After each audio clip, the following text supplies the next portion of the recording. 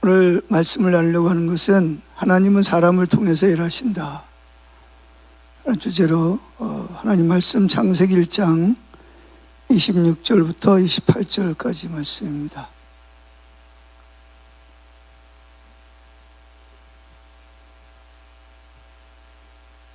창세기 1장 26절부터 28절까지 보시고요. 우리 신앙의 핵심이 뭐죠? 하나님과 친밀한 교제죠, 그죠?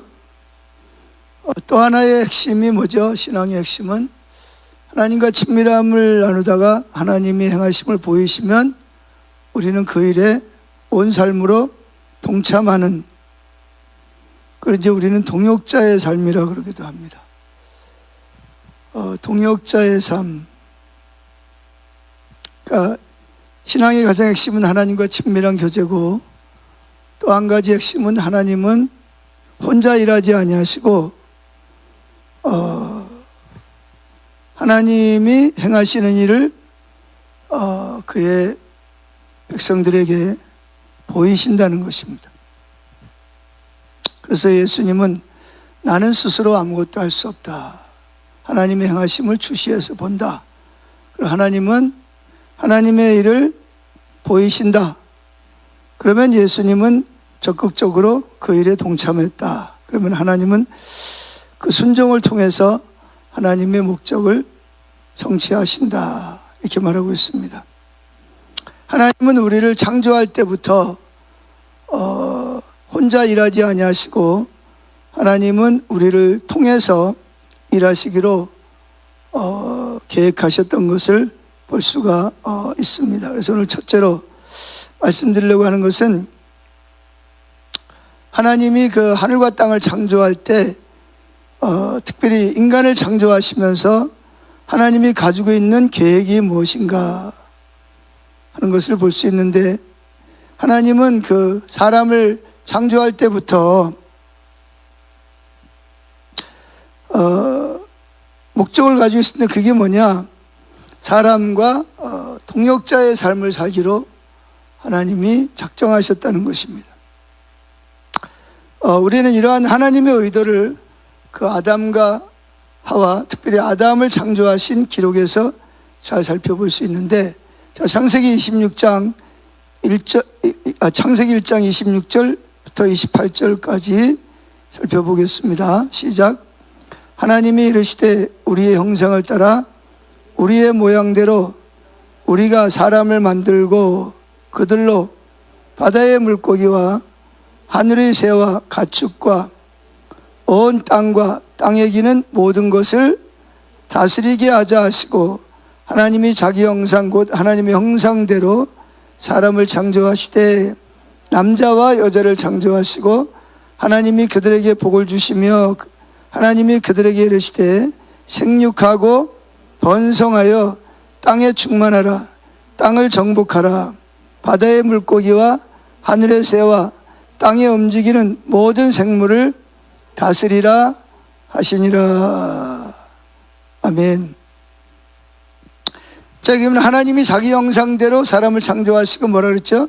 남자와 여자를 창조하시고 하나님이 그들에게 복을 주시며 하나님이 그들에게 이르실 때 생육하고 번성하여 땅에 충만하라, 그러면서 뭐라 그러죠? 땅을 정복하라, 바다의 물고기와 하늘의 새와 땅에 움직이는 모든 생물을 다스리라 하시니라 그랬습니다. 자, 그러면 하나님 먼저 사람을 창조하시고 그 이름을 뭐라고 불렀죠? 아담이라고 부르셨습니다. 아담. 아담이라는 말의 뜻은 사람이라는 뜻입니다. 사람. 사람이라는 뜻인데, 하나님은 사람을 창조하시고 그 이름을 사람이라고 부르신 거예요. 근데 이 아담은 좀 특별한 속성이 있습니다. 그게 뭐죠? 하나님은 앞으로 사람들을 많이 태어나게 하실 건데, 근데 하나님은 인간을 이 땅에 충만하게 할 때 어떤 방법을 사용했어요? 하나님은 인간을 흙으로 만들었잖아, 그죠? 그래서 흙을 만들어서 생기를 불어넣어가지고 땅에 충만하게 할 수도 있어요. 근데 그런데 하나님은 그런 방법을 사용하지 않으시고 어떤 방법을 사용하기로 작정하시죠? 남자와 여자를 만드셔서 하나님이 직접 흙으로 사람을 창조하고 코에 생기를 불어넣는 것이 아니라 남자와 여자가 서로 좋아하고 사랑하게 하시고, 그리고 그들을 관계를 통해서 누구를? 사람이 태어나게 하시는 방법으로 하나님은 일하기로 작정하신 거예요. 그래서 이 땅에 사람을 가득 채우는 방법이, 하나님이 뭐 창조주 하나니까 어떤 방법으로든지 할 수가 있어요. 하나님은 그런 방법으로 하지 않으시고 사람을 통해서 물론 하나님이 그들에게 그 자녀를 갖도록 생명을 주셔야 됩니다. 그런데 그걸 하나님이 혼자 하시는 것이 아니라 남자와 여자라는 사람들이 서로 좋아하게 하고 가정을 이루어서 그 사람을 잉태하는 방법을 통해서 이 땅에 사람이 가득하도록 하나님이 계획하셨던 것을 볼 수가 있습니다. 그래서 또한 하나님은 아담을 이 땅에 사람을 대표하는, 즉 하나님을 대신하는 대표하는 자로 창조하신 거예요. 그래서 하나님 대신 하나님이 창조하신 이 모든 지구를 누가 다스리도록? 사람을 통해서 다스리시도록 하나님이 계획하셨던 것을 볼 수가 있습니다. 자, 그래서 하나님은 아담에게 다른 피조물들의 이름을 누가 짓게 하셨죠? 아담과 하와가 짓게. 창조는 누가 하셨어요? 하나님이 모든 만물을 창조하셨지만 모든 만물의 이름은 누구에게? 아담에게, 사람들이 짓도록 임하셨다는 것이에요. 그리고 그 아담, 사람으로 하여금 하나님이 창조하신 모든 피조물들을 어떻게 하도록? 다스리시고 보존하시도록 하나님은 계획하신 거예요. 이 말은 하나님께서 아담을 이 땅에서 대신하는 자 혹은 대표하는 자로 삼으신 것을 볼 수가 있습니다. 그래서 다시 말하면 하나님은 사람을 하나님과 함께 일하는 동역자로 일하시기로 작정하셨다는 것입니다. 그래서 저와 여러분 자신이 하나님께서 나를 통해서 이 땅에 하나님의 그 일을 성취하시기로 작정하셨던 것을 볼 수가 있어요. 그래서 여러분들이 예수를 믿고 나중에 되면, 예수님 천년왕국이 되면, 그때 정말 신실한 사람들은 누구와 함께? 예수님과 함께 만물을 통치하고 다스리는 그 왕의 자리에 앉게 하실 것을 그 요한계시록에 보면 말씀하고 있는 것을 볼 수가 있습니다. 자, 우리 한번 성경을 찾아보죠. 누가복음 4장 5절부터 7절까지. 누가복음 4장 5절부터 7절 같이 읽습니다. 마귀가 또 예수를 이끌고 올라가서 순식간에 천하만국을 보이며 이르되 이 모든 권위와 그 영광을 내가 내게 주리라. 이것은 내게 넘겨준 것이므로 내가 원하는 자에게 주노라. 그러므로 내가 만일 내게 절하면 다 내 것이 되리라. 이게 무슨 내용인지 이해가 되시나요? 무슨 내용이죠? 자, 예수님이 세례 요한에게 세례를 받으시고 올라올 때 뭐가 임했죠? 성령이 임했고, 성령의 이끌림을 따라서 어디로 갔어요? 광야로 갑니다. 광야에서 40일 동안 금식을 하면서 배가 고프셨어요. 자, 그럴 때 이제 사탄이 첫 번째 아담의 아내인 하와에게 나타났듯이 사탄이 예수님에게 찾아옵니다. 자, 사탄이 하와에게 찾아온 목적이 뭐였죠? 예? 사탄이 처음 사람 하와에게 찾아온 목적이 뭐였어요? 하와로 말미암아 뭘 먹고 선악과를 따먹고 그걸 누구에게? 남편에게도 주므로 온 인류가 뭐하도록? 범죄하여 하나님과 원수가 되도록 하는 것이 목적이었습니다. 그래 이번에 사탄이 누굴 찾아왔죠? 40일 동안 금식을 하시고 줄이신 예수님을 찾아와서 예수님을 시험하는 내용 중에 3가지 시험을 하시는데 그 중에 이제 하나입니다. 자세히 보면 마귀가 또 예수를 이끌고 올라가서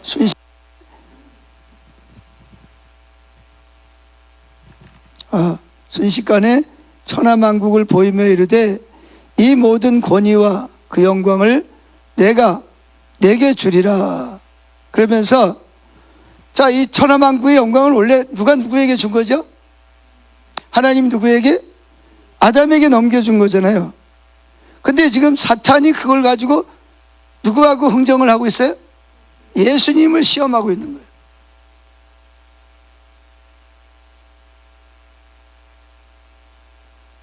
이럴 때 그 모든 권위와 영광을 내가 너에게 줄 수 있어.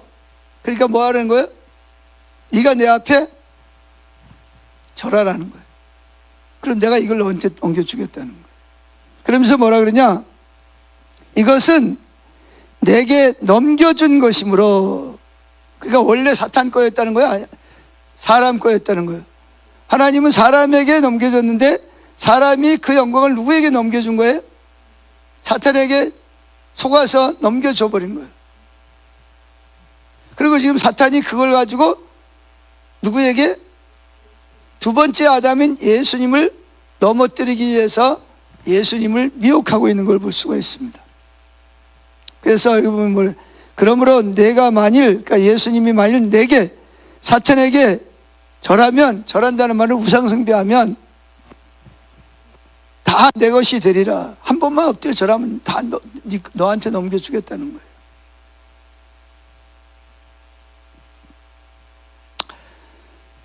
거예요. 자, 여기 성경에 보면 사탄을 뭐라 그러죠? 세상 신.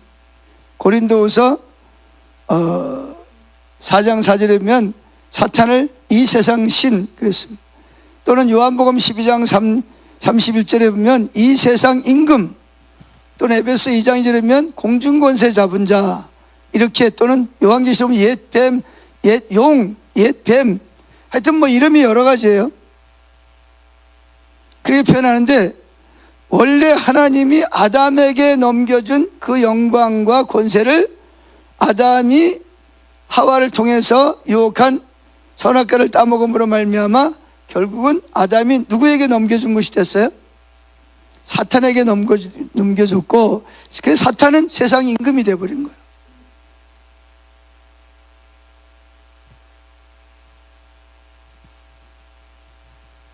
참 이게 무서운 일이죠. 그래서 세상 신이라면 신, 또는 세상 임금, 또는 공중권세 잡은 자, 용, 옛뱀, 이런 이름으로 불린단 말이에요. 여기 중요한 것은 뭐냐면 이 세상 신, 사탄이 결국은 하나님 자리를 대신한 거죠. 세상 신. 그래서 많은 그런 신들이, 귀신들이 자기가 하나님 자리를 꿰차고 앉아서 많은 사람을 억압하고 종처럼 부리고, 그러다가 어떻게 자기가 들어가는 지옥으로 끌고 들어가는 것이라는 거죠. 특별히 요즘은 이단을 통해서, 다른 종교뿐만 아니라 이단을 통해서 그런 일을 하고 있는 것을 볼 수가 있습니다. 그만큼 하나님께서는 아담에게 뭘 주셨다는 거예요? 하나님의 권세와 영광을 아담에게 넘겨줬고, 그래서 그 아담은 하나님이 주신 권세를 결국은 속아서 선악과를 따먹고 사탄에게 넘겨줘. 그래서 우리가 죄를 지으면 누구의 종이 된다고요? 죄의 종이 된단 말이에요. 죄는 누구로부터 왔죠? 결국은 사탄의 종이 된단 말이에요. 사탄은 저와 여러분을 하나님과 관계에서 끊어져서 저와 여러분을 자기 종으로 삼기 위해서 우리에게 거짓말을 하고, 우리를 미혹한다는 거예요. 그래서 우리가 거기에 넘어가면 하나님의 백성이지만 우리는 그 귀신이 시키는 대로 또는 뭐예요? 그것이 임금이 돼서 왕이 돼서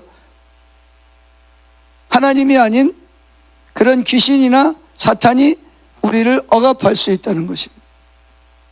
많은 사람들이 그런 삶을 실제로 살고 있는 것을 볼 수가 있습니다. 그게 두 번째. 그러면 하나님이 사람을 통해서 일하신다는 그 의미, 즉 동역자의 의미, 이게 무슨 의미냐? 세상에서는 동역할 때 어떻게 동역을 해요? 한 사람이 기술을 내거나 돈을 똑같이 내고, 한 사람은 돈을 내고 한 사람은 기술을 내고 그래서 뭐예요? 같이 회사를 만들어 가지고 어떻게 수익이 나오면 투자한 것만큼 나눠 갖는 거잖아요. 주식회사가 그렇잖아요. 나는 주식을 사고 돈을 투자하는 거예요. 그러면 뭐예요? 그 임원들이 그 회사를 운영을 해서 나오면 그 주주들이 뭐예요? 그 월급을 주고 남는 수익금을 가지고 주주들이 각자 나눠 갖는 것이 주식회사예요. 그래서 주식회사는 7명 이상이 모여서 주식회사를 만들 수가 있어요. 여러분 다 학교 다닐 때 상업 시간에 다 배운 내용들인데. 자, 그런데 여기서 성경에서 말하는 동역자는 좀 의미가 달라요. 세상의 동역자는 동업이죠, 동업.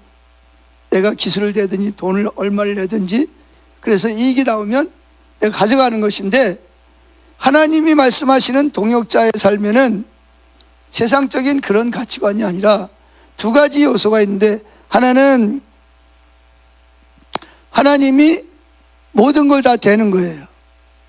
그리고 가장 중요한 것은 하나님의 주도권이라는 것이죠. 하나님의 주도권, 따라합시다. 하나님의 주도권. 하나님께서는 모든 것을 주도하셔요. 모든 걸 계획하고 모든 것을 인도하고 모든 능력도 하나님이 이루어서 성취하신다는 거예요. 이게 주도권을 가진다는 거죠. 자, 예를 들어 살펴봅시다. 하나님이 애굽에서 종살이하는 이스라엘 백성들을 애굽에서 건져내기로 계획하신 분이 누구예요? 모세가 계획했나요? 잘 생각해 보세요. 애굽에서 노예 생활하고 있는 이스라엘 백성들을 애굽에서 건져내기로 작정하신 분이 누구예요? 하나님이시죠? 그러면 모세는 그럼 뭐예요? 모세가 이스라엘 백성 이끌어냈잖아요. 안 그래요? 모세가 이스라엘 백성을 이끌어내지 않았어요?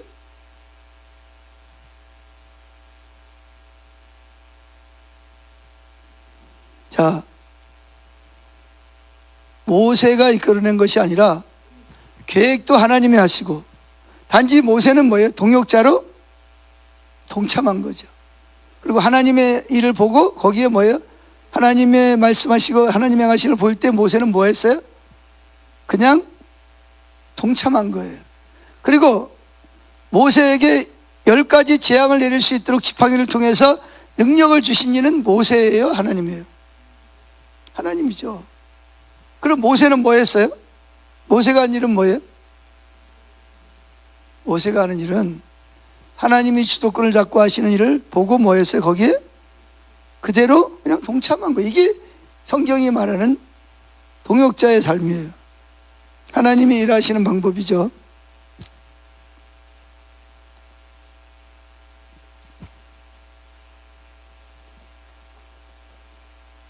그래서 모든 계획도 누가 하고?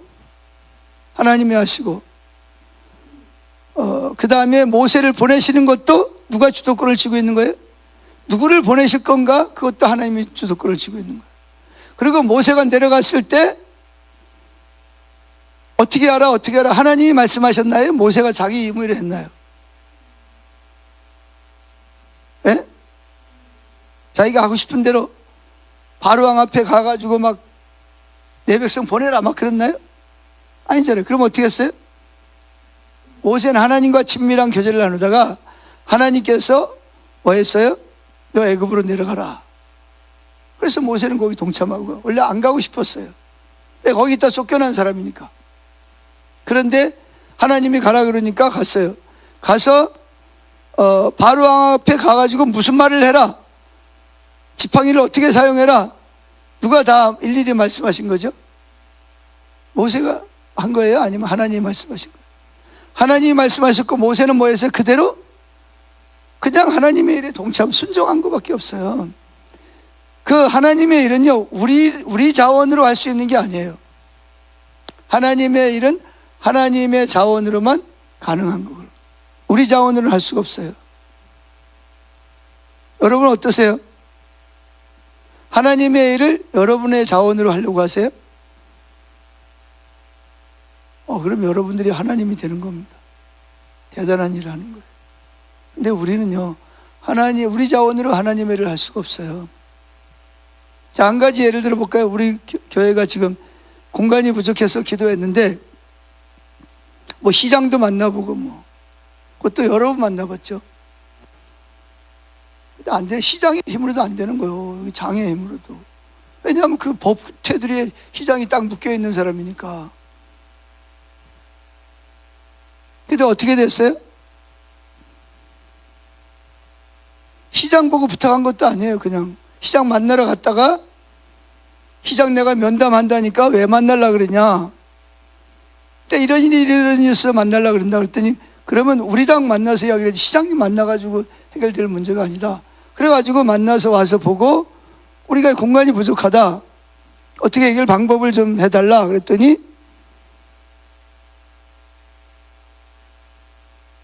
그분이 뭐예요? 처음에는 안 된다고 그랬거든요. 지금도 수없이 안 된다고 그랬으니까. 그런데 혹시 모르니까 내가 국토부에다가 문의를 해보겠다, 그런 거예요. 그리고 그 문의를 한 거예요. 문의를 했더니 종교시설이라면 100평을 좀 더 넘게 칠 수 있다, 그런 응답을 받은 거죠. 자, 거기서 응답을 받는 것도 우리 자원으로 가능한 거예요? 불가능한 거예요? 불가능한 거. 근데 이제 뭐 해야 돼? 지어야 돼요. 짓는 건 어떻게 해요? 돈이 필요한데. 그거 어떻게 내요? 우리가 무슨 가지고 있는 돈이 있는 것도 아니고. 그거 어떻게 해요? 그래서 이것도 뭘 따라가고 있어요, 지금?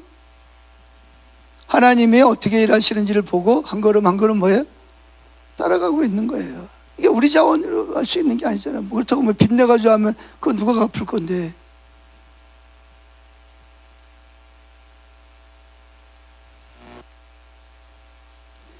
모세가 왜 애굽에 안 내려가려고 그랬죠? 예? 모세가 애굽에 안 내려간 이유가 뭐예요? 자기가 40년 전에 자기 노력으로 뭐 하려고 그러다가 이스라엘 백성을 애굽에서 구원하려고 그러다가 뭐 했어요? 실패했잖아요. 상처가 있는 거예요.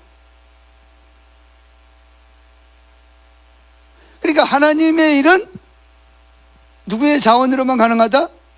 하나님의 자원으로만 가능한 거예요.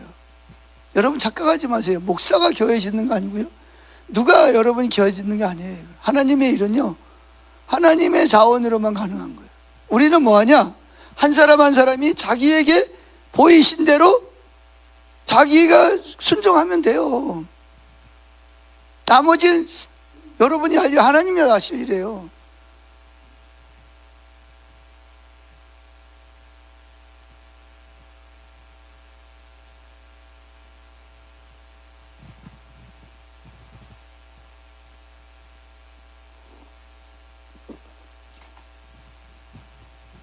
자, 그런데 보세요. 우리가 하나님의 일을 자기 자원으로 하려고 그러다가, 그게 진짜 하나님의 일이라면 자기 자원으로 하려고 그러면 어떻게 해요? 모세처럼 실패합니다.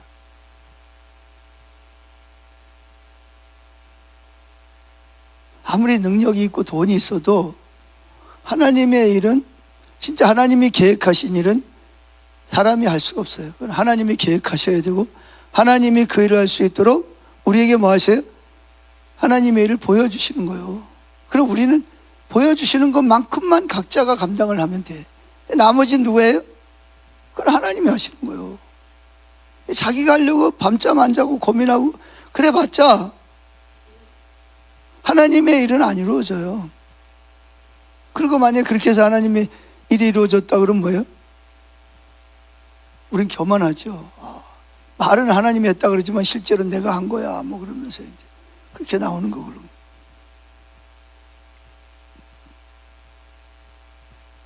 그래서 하나님은 하나님이 주도권을 잡으시고 하나님의 목적을 성취시키기 위해서 하나님 백성들에게 세 가지를 계시하십니다. 세 가지를 계시하세요. 그러니까 하나님의 목적을 성취하기 위해서 세 가지를 계시하시는데, 첫째, 하나님 자신이 누군지를 우리에게 알게 하십니다. 하나님의 성품, 하나님의 능력, 하나님이 얼마나 크신 분인지, 얼마나 뛰어나신 분이신지, 하나님을 알아야 하나님을 믿고 순종할 거 아니에요. 그래서 모세가 왜 애굽으로 안 내려가려고 그래요? 자기가 옛날에 실패했다면, 가장 젊었을 때, 왕자였을 때 그걸 감당하는데 실패했잖아요. 왜 실패했어요? 이 길이 하나님의 계획이라는 건, 하나님의 뜻이라는 건 알겠는데 누구 자원으로 하려고 그런 거예요? 자기 자원으로 하려고 그러다가 사람만 죽이고 살인죄를 짓고 광야로 도망하는 도망자 신세가 된 거예요. 그래서 하나님은 누굴 계시하시냐? 하나님 자신을 우리에게 계시하시는 거예요. 왜? 하나님과 친밀한 교제를 통해서 하나님이 행하시면 믿음으로 동참하게 하기 위해서, 하나님을 신뢰해야 하나님 보여주면 순종하지. 하나님이 누군지 모르는데, 하나님이 안 믿어지는데 어떻게 동참합니까? 못합니까? 보여줘도 하나님의 일에 동참을 못해요. 왜? 그랬다가 나 망하면 어떡하는데, 안 되면 어떡하는데, 의심이 생기는데, 두려운데, 불안한데 어떻게 동참을 해요? 못해요. 그러니까 믿음이 있어야지. 믿음이 있으려면 하나님 누군지를 알아야 되잖아요. 하나님이 하나님 자신을 계시하시는 거예요. 두 번째, 하나님의 목적을 계시하시는 거예요. 하나님의 목적, 내가 이런 목적을 가지고 이런 일을 하고 있어. 보여주시는 이유는 뭐냐? 저와 여러분에게 그 하나님의 일에 동참하라고 보여주시는 거예요. 동참하라고. 하나님이 무슨 목적을 가지고 어떻게 일하는지를 알아야 그 일에 동참을 할 거 아니에요. 마지막 세 번째가 뭘 보이시냐? 하나님의 길을 보여주십니다. 하나님의 길. 길을 보여줘야 그 길을 따라서 행할 때 뭐예요? 그럴 때 하나님이 하나님의 목적을 성취하시는 거고. 모세가 아무 때나 바로 왕이 가가지고 내 백성 보내라 그랬으면 모세 칼에 맞아 죽습니다. 하나님과 친밀함을 나누다가 하나님이 자 모세야 이제 들어가서 이렇게 말해라. 그럼 이렇게 말할 거야 하고 말해주셨어요. 모세는 그대로 했더니 진짜 바로가 왕 그렇게 해. 그런데 어려움도 있었어요. 그 내 백성을 열흘쯤 가서 제사 지내고 다시 돌아오겠다 그랬더니 바로 왕이 너들 게을러 가지고 말이야 제사 지내러 간다 그런다. 그러니까 뭐 해라?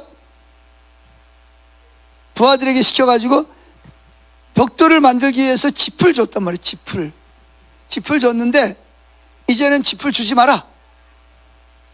어이 뒤에 있는 친구들,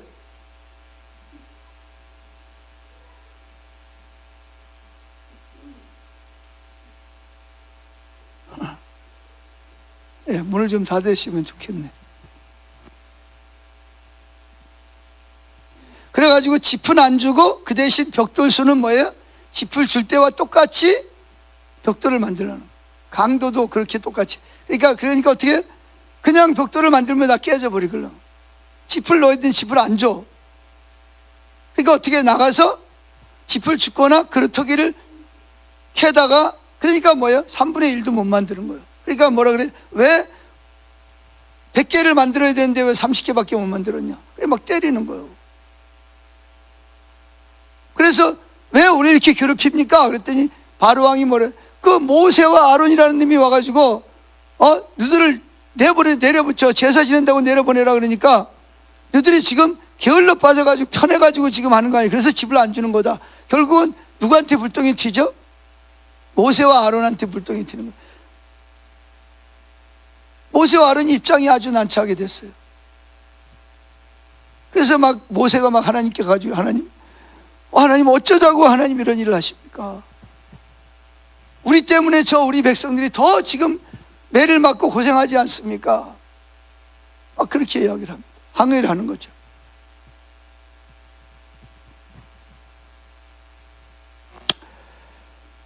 자, 그래서 모세는 하나님이 시키는 대로 이렇게 말하면 이렇게 말하고, 지팡이를 이렇게 내밀고 이렇게 하라 그러면 나일강에다가 지팡이를 대라 그랬더니 피가 되고, 하늘에 댔더니 뭐예요? 또 개구리가 생기고 또 이가 생기고 날이 어두워지고 우박이 떨어지고, 그건 다 뭐냐? 하나님이 모세에게 하나님의 목적에 동참하도록 보여주시고, 모세는 하나님의 길을 따라서 하나님이 시키는 대로 그대로 순종한 거예요. 여러분 생각을 해보세요. 그때 당시에 최고 강대국입니다, 애굽이. 근데 거기에 노예 생활하는 사람들을 바로가 내보내겠어요? 싸운다 그래도 누가 그들과 싸울 거예요? 이 애굽 사람들은 전부 다 뭐예요? 노예 출신인데 한 번도 활을 쏘거나 칼을 잡아본 사람들이 없어요. 다 오합지졸이에요. 일만 하는 사람들이죠. 어떻게 이들을 애굽에서 건져낸다는 말이에요? 말이 안 되는 거예요. 그런데 결과적으로 보면 어떻게 했어요? 하나님은 한 사람도 싸우거나 죽지 아니하고, 오히려 애굽의 바로 왕이 빨리 나가라고 그러면서 뭘 줘요? 백성들에게 은금과 폐물을 주면서 빨리 애굽을 나가라. 너희들 때문에 우리가 뭐하게 생겼다? 죽게 생기고 장자가 다 죽었으니까 망하게 생겼다. 더 하나님이 진노하기 전에 빨리 나가라고 이스라엘 백성들을 쫓아내다시피 내보내는 역사가 일어난 거예요. 이거 누가 계획하고 누가 하신 거예요? 이게 사람의 일로는 이게 상상도 안 되는 일을 하나님이 하시는 거예요. 근데 거기 누굴 통해서 하시죠? 모세와 아론을 통해서 그 일을 하셨다는 거예요. 하나님 혼자 하시는 게 아니에요. 하나님은 지금도 저와 여러분을 통해서 꼭 또 제가 또 얘기하는 그 교회만이 아니라 여러분의 개인의 가정에서, 일터에서건 사회에서건 자녀들의 문제건 모든 것이 다 마찬가지입니다. 그래서 우리는 뭐예요? 하나님의 얼굴을 구하는 것이 너무나 중요해요. 하나님 누군지 알아야 하나님과 친밀한 교제를 나누고, 친밀한 교제를 나눠야 하나님이 우리를 어디로 목적이 뭔지 계시하시고, 또 우리가 그 일에 동참할 수가 있잖아요. 동참할 때 하나님이 하나님의 일을 하시는 것을 경험으로 알게 하신다는 것입니다. 그래서 하나님의 일은 우리 자원과 우리 능력으로 할 수 있는 것이 뭐라고요? 아니다라는 거죠. 하나님의 일은 하나님의 자원으로만 가능하다는 거예요. 그래서 많은 사람들이 그러잖아요. 하나님의 일한다 그러다가 뭐예요? 자기 자원으로 하다가 상처받고 싸우고 갈라지고 죽고, 그리고 나중에 하나님 원망하고 그러잖아요. 우리 하나님과 친밀함을 통해서 하나님의 행하심을 보고 동참해야 되는데 계획도 자기들이 다 세워. 이번에 이런 일을 계획을 세웠습니다. 사람 막 선동해 설득해가지고 동참. 되면 뭐라 그래요? 하나님이 했습니다. 근데 속에는 뭐예요? 내가 했지. 그런 자기가 이렇게 올라오는 거예요. 근데 하나님의 일은 우리 자원으로 안 되는 거예요. 그걸 알아. 그래서 우리는 하나님을 친밀함을 나누다가 하나님이 보이시면 그 일만 동참하고, 그럼 하나님이 행하셨어. 그럼 뭐 누가 했다 그래요? 진짜 하나님을 경험하는 거지.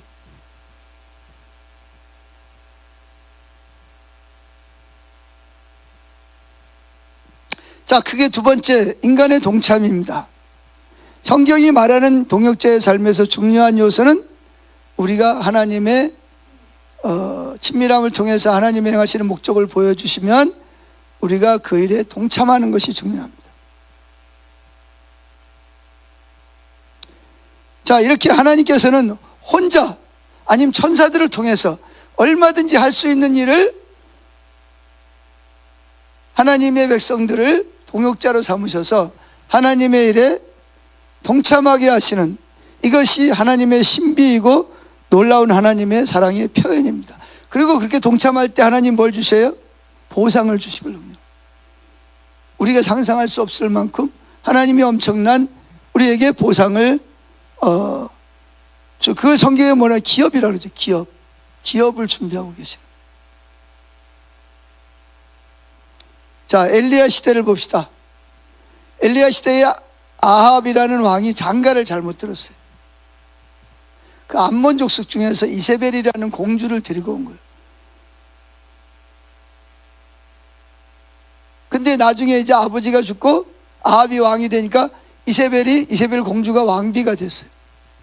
어떻게 됐어요? 나라 꼴이 어떻게 되겠어요? 남편을 줬다 벼락하면서, 이 아합은 또 단순해, 순진해요. 부인이 시키는 대로 선지자들 다 죽이고, 오늘날로 말하면 교회 다 문 닫게 만들고, 교회에다가 바알과 아세라상 섬기고, 이제부터 여호와 하나님이 아닌 바알과 아세라가 하나님이다. 바알과 아세라를 섬겨라. 그리고 그들이 섬기는 그런 규례와 규칙을 갖다가 이스라엘 백성들에게 적용을 시킨 거죠. 그래서 하나님께서 그 아합과 우상을 숭배하는 백성들을 징계하십니다. 하나님 사랑하시니까. 그래서 징계가 뭐였죠? 3년 6개월 동안 비가 안 오는 거예요. 그래서 하나님이 모세 보고 뭐라 그러냐? 내가 이 땅에 비를 안 내릴 건데 너 나한테 기도해. 모세가 기도해. 근데 진짜 3년 6개월 동안 비가 안 온 거예요. 여러분 상상을 해보세요. 한 달만 비가 안 와도요 난리가 납니다. 곡식 다 비 말라 틀어져 죽고 물 부족하고, 너무 많이 와도 문제지만 1년만 안 오면 어떻게 될까요? 이슬도 안 내려요. 이슬도. 거긴 뭐 겨울이 없으니까 눈도 당연히 안 오고, 3년 동안 비가 안 오면 어떻게 되겠어요?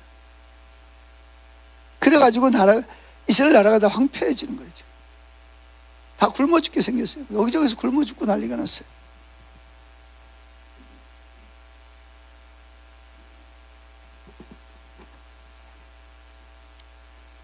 자, 그런데 하나님이 어느 날, 그래가지고 이제 엘리야 그 아합 왕이 누굴 잡아 죽이려고 그래요? 이게 엘리야 저놈 때문에, 선지자 때문에. 저놈이 기도를 해가지고 우리나라가 망하고 있어요. 저놈 잡아 죽여라 그랬더니 하나님께서 엘리야 보고 뭐라 그래요? 하나님 저 어떻게 해요? 그랬더니 기드론 시내가 숨어라. 가 숨었어요. 그럼 뭘 먹고 살아요? 물만 먹고 살아요? 하나님이 아침 저녁으로 뭘 갖다? 까마귀를 통해서 떡과 뭐예요? 필요한 것들을 물어다 주는 거예요. 아니 세상에 그런 일이 어떻게 생깁니까? 아니 까마귀가 지가 먹지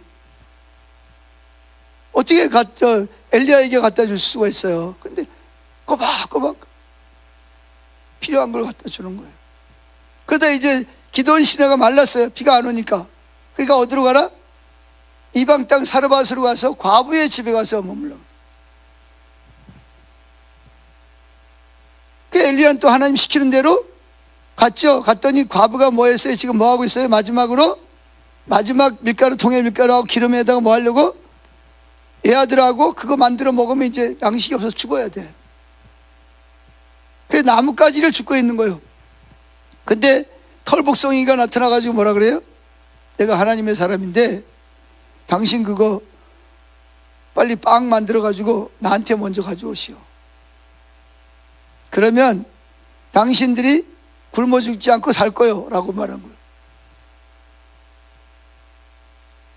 자, 이제 누가 반응해야 될 차례죠? 사르밧 과부와 이 아들이 여러분 같으면 어떡하겠어요?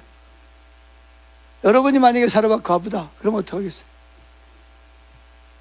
저 털복숭이 같은 미친놈이 나타나가지고 우리 마지막 양식을 마저 뺏어가려고 그런다고. 아마 몽둥이 들고 아마 나올지도 모르겠어요.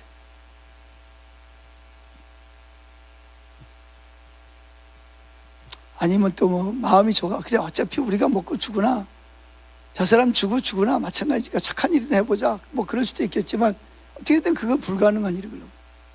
그런데 사르밧 과부는 하나님의 행하심을 보고 동참을 합니다. 그래서 결국은 뭐예요? 밀가루 탁탁 털어가지고 반죽해가지고 구워가지고 엘리야한테 가져온 거예요. 엘리야가 혼자 냠냠냠 짭짭하고 다 먹었어요. 아마 아들은 그랬을 거예요. 조금이라도 남겨주겠지. 제가 상상한 거예요. 옆에서 조금이라도 남겨주겠지. 근데 다 호로록 다 먹어버려. 물이 있는 거 가져와서 물 마지막 남은 거 다 호로록 먹어버려. 그러더니 뭐라 그래요? 과부와 아들을 부르는 거예요. 그 밀가루통에 가서 보라고, 기름통에 가서 보라고. 가서 보니까 뭐예요? 분명히 탈탈 털었는데, 기름도 탈탈 털었는데 기름병에 기름이 가득하고 밀가루통에 밀가루가 가득한 거예요.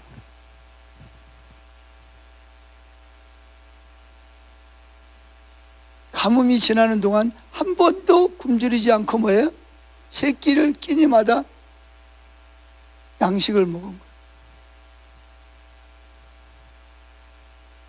자, 그러다가 이제 하나님이 또 오셔서 뭐라 그래? 아합 왕을 만나서 비가 올 것이라고 전해라. 그러면서 엘리야 보고 뭐라 그래요?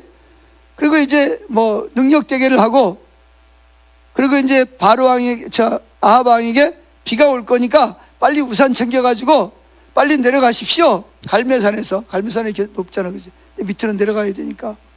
왜냐하면 비가 안 오다가 갑자기 비가 오면 어떻게 돼요? 비가 늘 촉촉이 와야 비가 오면 땅으로 적셔 들어간단 말이에요. 근데 이게 비가 안 오면 딱딱하게 굳어가지고, 돌처럼 굳어가지고 비가 오면 어떻게 돼? 물이 그냥 홍수처럼 그냥 내려가니까 위험하니까 빨리 우산을 준비하고 빨리 내려가라고. 엘리야는 뭐 하죠? 그러고 나서? 근데 아직은 비가 안 와요. 근데 비가 온다 그런 거예요. 왜 비가 온다 그런 거예요? 이제 비가 올 거니까. 근데 그럼 비가 올 거면 엘리야는 뭐 해야 돼요? 자기도 피해야 되잖아. 근데 엘리야는 그때부터 가가지고 뭐 산꼭대기 가가지고 기도합니다. 지금도 거기 가면 엘리야 기념비도 있고, 그 기도하던 장소에다 건물을 지어놨어요. 거기 가서 엘리야가 뭐예요? 엉덩이를 쳐들고 머리를 쳐박고 기도합니다. 하나님께 뭐 달라고? 비를 내려달라. 아니 하나님 비 내린다 그랬는데 뭘 비를 위해서 기도해. 아니 이게 하나님의 목적을 보이면 엘리야 보고 뭐 하라는 거예요? 기도로 동참하라는 거예요. 그래서 기도합니다. 기도하다 말고 자기 게하시 종을 불러가지고 저 지중해, 거기서 보면 지중해가 보여요. 산꼭대기라서. 지중해 검은 구름이 오나 봐라, 비구름이 오나 봐라. 그런데 7번씩 갔다 와도 비구름이 없어요. 6번 갔다 왔는데. 그래서 엘리야가 기도하다 말고 한 번 더 가봐라 갔더니 저 지중해에서 손바닥만한 시커먼 구름이 뜬 걸 보여주는 거예요. 그랬더니 뭐라 그래요?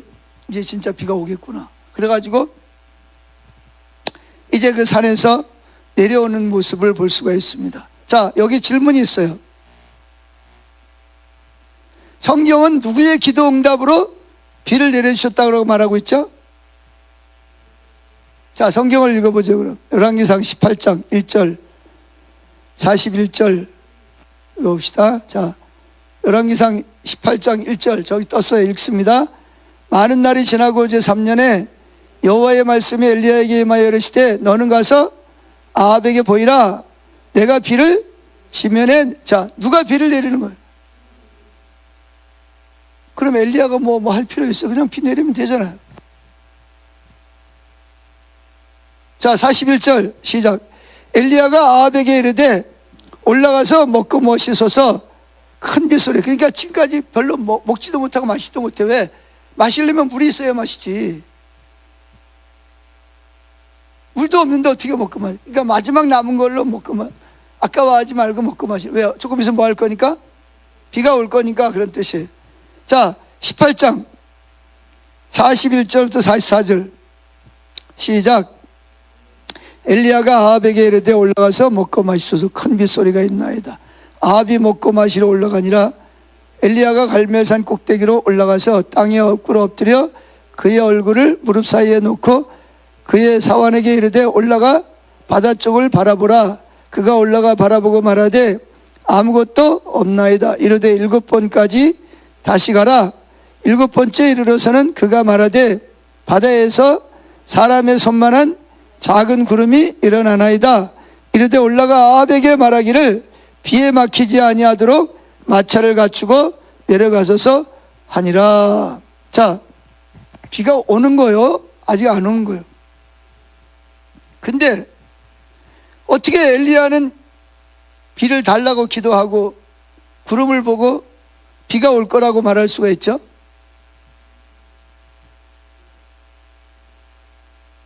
이게 어떻게 이게 하루아침에 되는 게 아니에요. 평소에도 엘리야는 누구랑?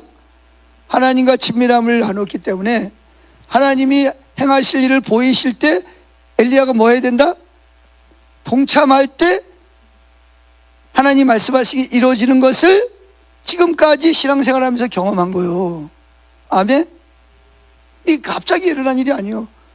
기드론 시냇가에 가는 거라든지 과부의 집에 가는 거라든지 하나님 말씀할 때 엘리야가 그 하나님의 일에 뭐 했어요? 동참할 때 하나님이 엘리야를 통해서 하나님의 일을 이루신 것을 경험으로 알고 있는 거예요. 그래서 하나님을 하나님 계시하시고 하나님 목적을 계시하시고 길을 계시하시는 게 중요한 거예요. 그래서 하나님을 알아야 되는 거예요. 그래야 믿음이 생겨서 순종하지. 아니 내가 만약에 비가 안 왔다가 만약에 아하방이나 잡으러 오는데 기드론 시냇가에 있다가 굶어 죽으면 어떻게 해요? 안 믿어지면 하나님이 나를 먹이 살릴 걸 안 믿으면 기드론 시냇가 가겠어요? 못 가겠어요? 예? 기드론 시냇가 가겠어요? 안 가겠어요? 절대로 안 가죠. 나부터라도 안 가지. 하나님 안 믿어지는데 어떻게 가요? 사르밧 과부의 집에 가겠어요? 안 가겠어요? 절대로 안 갑니다. 근데 왜 가는 거예요? 하나님이 어떤 분인지를 알아요. 그리고 순종하면 하나님이 아실 것을 믿는 믿음이 생기는, 그걸 믿음이라 그러는 거예요. 그러니까 믿음이 없는 사람은 하나님의 일에 동참을 못해요. 믿음이, 하나님이 누군지를 알아야 믿지. 자, 또 야고보서 5장 17절 18절 읽어봅시다. 시작. 엘리야는 우리와 성정이 같은 사람이로되 그가 비가 오지 않기를 간절히 기도한즉 3년 6개월 동안 땅에 비가 오지 아니하고 다시 기도하니 하늘이 비를 주고 땅이 열매를 맺었느니라. 자, 질문. 지면에 다시 비를 안 내리다가 내리는 게 누구의 뜻이에요? 엘리야의 뜻이에요? 하나님 뜻이에요? 그럼 하나님의 계획을 보았을 때 엘리야는 어떻게 했어요? 순종하고 동참하죠. 그러면 누구의 응답으로 하나님께서 비를 주셨다고 말하고 있어요? 야고보서에서 엘리야가 기도했기 때문에 비를 주셨다는. 그러면 다른 질문, 만약에 엘리야가 기도를 안 했더라면 어떻게 했을까요? 비가 왔을까요? 안 왔을까요? 비가 안 옵니다. 물론 지금 비가 오고 안 오는 것은 우리가 기도했기 때문이라기보다는 하나님께서 하시는 일이지만 분명히 성경은 그렇게 말하고 있어요. 근데 만약에 엘리야가 하나님의 목적과 의도를 무시하고 본인이 그냥 비를 달라고 기도했으면 비가 왔을까요? 예? 비가 왔을까요? 안 왔을까요? 비 안 왔을 거예요. 분명히 하나님 비를 주시겠다고 하니까 엘리야는 그 하나님의 비를 달라고 기도한 거예요. 이렇게 하나님은 뭐 하기를 원하신다? 우리 없이도 얼마든지 모든 일을 다 할 수 있어요. 근데 하나님은 우리와 뭐 하기를 원하신다? 동역하기를 원하신다는 거예요. 그럴 때 우리는 누구를 경험하게 되죠? 하나님을 경험할 수가 있게 되는 겁니다. 그런데 우리가 여기 하나님과 친밀함을 통해서 하나님의 행하심을 순종하지 않는 사람은 이론적으로는 하나님을 얼마든지 알 수가 있어요. 근데 실제로는 경험을 통해서 하나님을 아는 것은 가능하지 않습니다. 그러니까 믿음이 안 생기는 거죠. 하나님 말씀하셔도 믿음이 없으니까 순종하는 것이 가능하지 않아요. 왜? 그랬다가 안 되면 어떻게? 망하면 어떻게? 하나님 안 도와주시면 어떻게? 이 불안한 거예요. 안 믿어지니까. 그러니까 한마디로 말하면 뭐가 안 되냐? 하나님은 우리를 통해서 일하기를 원하셔서 우리를 창조하셨는데, 우리가 하나님과 함께 일하는 사람이 되려면 하나님의 얼굴을 구해서 하나님 누군지를 알아야 돼요. 그리고 하나님 목적을 비춰주셔서 하나님이 누군지를, 하나님의 성품이 어떠한지를 신뢰할 수 있어야 됩니다. 그걸 믿음이 있어야 돼요. 그래야 하나님이 말씀할 때 순종하는 것이 가능해지는 거예요. 그런데 믿음이 없이는 하나님 말씀하셔도 순종이 안 돼요, 여러분. 순종할 수가 없어요. 하나님 누군지 모르는데 어떻게 순종을 해요? 불안한데, 안 믿어지는데, 그러니까 순종이 안 되는 거예요. 그러니까 하나님과 동행하는 삶을 살려면 하나님과 친밀함이 필수고, 하나님이 주도권을 잡으시고 하나님 자신과 목적과 길을 계시하시는 것이 필수라는 거죠. 그럴 때 우리는 성경에 나오는 아브라함이나 모세나 엘리야나 12명의 사도나, 또는 성경에 나오는 누구죠? 스데반 집사와 같은 사람들도 하나님의 일에 동참할 수 있었던 것은 다 하나님의 동역자의 삶을 살도록 했기 때문에 그게 가능하다. 그래서 하나님 우리를 결국은 뭐예요? 우리를 어디로 초청하시는 거예요? 이 일을 통해서 하나님과 동역자의 삶으로 저와 여러분을 초청하는 줄로 믿습니다. 그래야 우리가 나중에 뭐예요? 주님과 동역자로서 만왕의 왕이 돼서, 왕 같은 제사장이 돼서 뭐예요? 마지막 때 예수님 천년왕국에서 우리가 예수님과 함께 왕으로 통치할 수가 있는 거예요. 근데 하나님이 동참을 못하면 어떻게 해요? 동역자 삶을 못 살았는데. 이제 그때 되면 뭐가 되냐?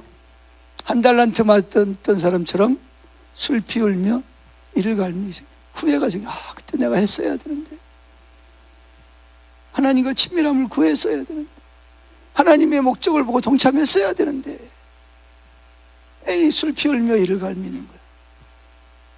후회하는 거죠. 내가 그때 왜 그랬지? 여러분, 이거는요 실제입니다. 실제 일어날 사건이거든요. 하나님은 여러분 모두가 다 함께 모세나 아브라함이나 엘리야나 엘리사와 같은 삶을 저와 여러분을 초청하시는 거예요. 아멘. 근데 이제 우리는 자유의지를 가지고 하나님을 구해야 됩니다. 하나님과 친밀함을 구해야 됩니다. 그리고 하나님 보여주시면 어떻게 해요? 동참하는 삶을 살아야 됩니다. 안 그러면 누구처럼? 한 달란트 받았던 사람처럼. 분명히 하나님의 일에 동참할 수 있었으면 한 달란트 받았다니까요. 얼마나 많이 남겼냐는 중요하지 않아요. 5달란트를 맡은 사람은 5달란트를 남겼고 2달란트를 맡은 사람은 2달란트를 남겼어요. 근데 똑같이 상급이 똑같아요. 몇 달란트를 받았냐가 중요한 게 아니고, 그걸 가지고 얼마나 앞에서 말씀드린 대로 동역자의 삶을 살았냐에 따라서 우리는 하나님 앞에서 판단을 받는 거예요.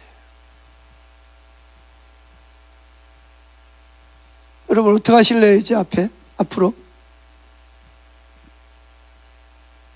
그 삶을 사실래요? 아니면 그냥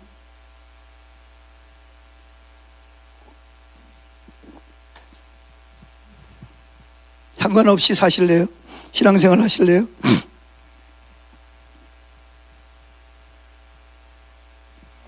자, 찬양하죠? 여러분이 하나님께 한번 반응을 해보세요.